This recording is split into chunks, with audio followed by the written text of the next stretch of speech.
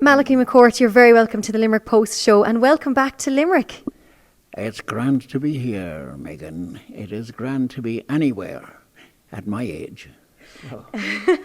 Now, tell me about the civic reception we just held for you here. It was absolutely incredible, wasn't it?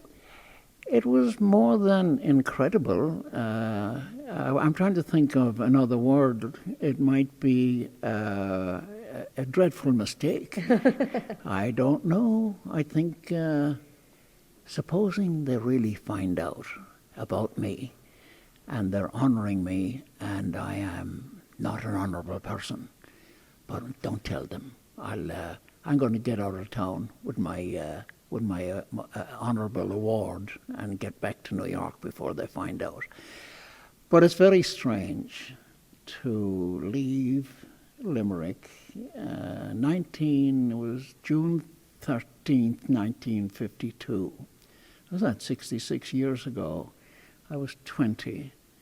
And to be in my uncle Pa Keating had just died, so I got some of his clothes. I was wearing he was my size.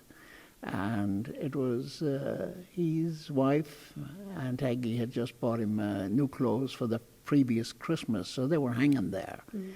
So they were unworn, and a lovely tweed jacket, and a twill shirt, and a twill trouser, and some nice shoes. And I arrived in New York, blistering heat, with all these bloody heavy clothes, and I thought, oh God, I'm going to die. And that's what you get for wearing a dead man's clothes, I was thinking. Malachi, of course, you're here for the IDAT NY Festival, which links Ireland and New York. I think New York could nearly be called County New York at this stage. It's like a county that's just drifted just a little bit further away than the rest of the counties. Well, yeah, it is amazing that we had a city that was distinct from the county, and there was a certain, at one time, if somebody in the parlance of the day, if somebody was county, it meant that they were very upper class.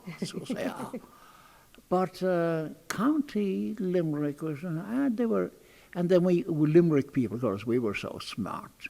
If you were from the county, you were just a country mug, you know.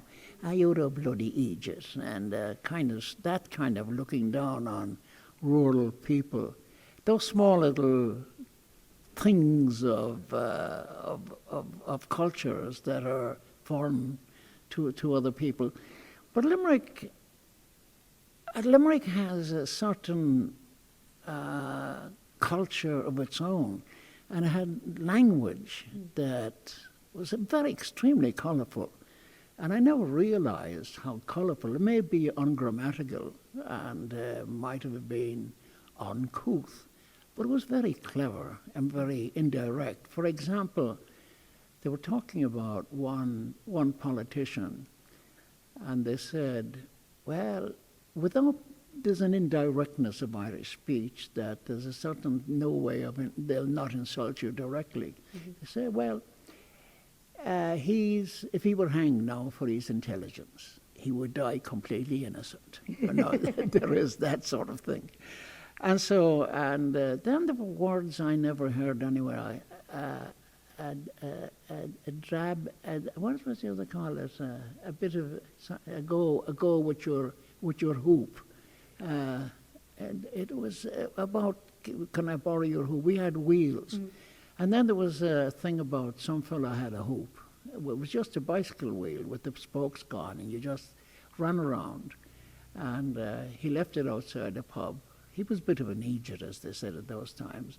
And so he came out, and the hoop was gone. And he's moaning till he goes to the Garda, and they said, somebody stole my hoop. Well, it's just a hoop. What are you complaining about? It's all right for you, he says, but I have to walk home. I do have to say, I think Limerick has a lovely little language and culture to it. Yeah. For the IDAT NY Festival, you're in conversation tonight in the dance in Dance Limerick, and then you're going to be doing loads of different events throughout the week. How amazing and special do you think this event is? To connect Ireland with New York, and there's a certain New York when Frank and myself were trying to figure out what we were, when we came here, we were born in Brooklyn, and we came here, and then we were Yanks. Then we grow up and we go back to New York, and we're Irish. So there we are. We didn't know what the hell we were. So Frank and myself decided at an early age that we were going to be New Yorkers, and that was it. Now, here we have Ireland, New York, David O'Donovan, and that the organisation brings myself over along with the police commissioner and with Jane O'Mara Sanders, Bernie Sanders' wife, honouring us and various other people. And it joins that city of New York, which is, everybody that goes there becomes a New Yorker. You can't avoid it. No matter, I always say that all native New Yorkers are from out of town. That's my opinion. But it is lovely. And so here's this great organ. So we have a lot of, at this fest that's going on this week, which is a marvelous thing. It seems night, day, there's stories, tales, songs, and poetry. And I'm not sure if there's any visual arts, but there's stuff, I think, going on at the Hunt Museum as well. So I think that it is lovely joining the Ireland. Ireland, in a sense, is a city rather than a country, and so it's so easy.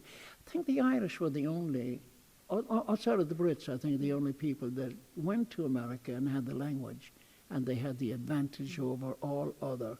But there also the other thing about the Irish and New York was that they got very clever at politics, very, very quick.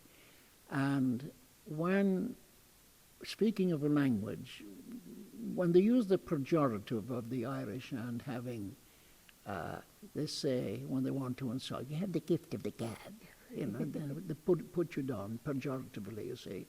And then, now you kiss the Blarney Stone. Whereas if somebody else speaks well, they say, oh, he's eloquent, you say.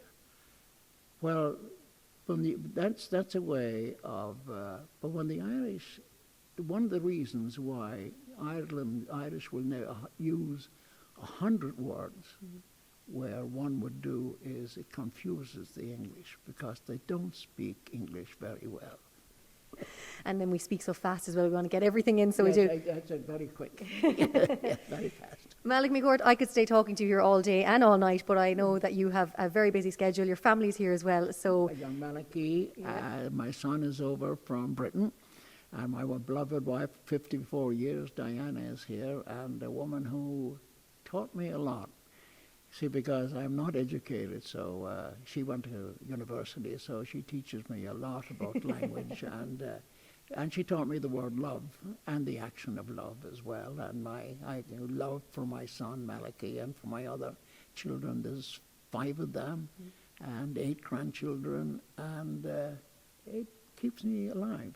I'm the last of the older family, the 7 senior McCourts. All of them have decided to die, and they're leaving me holding the banner. And you are flying it very well, and I can say, I think the best education is love, really. Well, I think had we gotten educated, it would have ruined us completely. Malach McCourt, thank you so much for chatting to the Limerick Post Show. Thank you very much, Megan. Grand to be with the Post Show.